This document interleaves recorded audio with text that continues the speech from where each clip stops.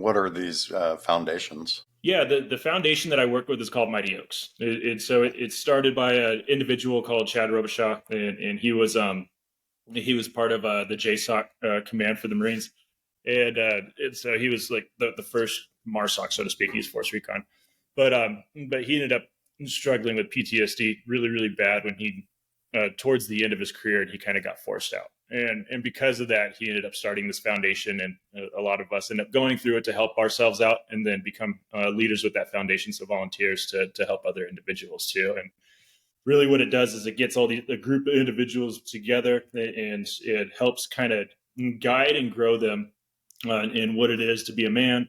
What PTSD really is, how it's actually a normal response to an abnormal situation. It's not really a disorder or anything, because a disorder would be just an abnormal response, right? And just kind of help educate in the process, give them, you know, allow them to relax, so allow them to, enjoy the camaraderie of other individuals. Because a lot of times once you get out, you're alone, and that happened to me when I first got out. And so it just really helps them build that camaraderie, build that friendship, build their what we call cornermen, and that's somebody that you could talk to if you're struggling, and just help them get back on the streets.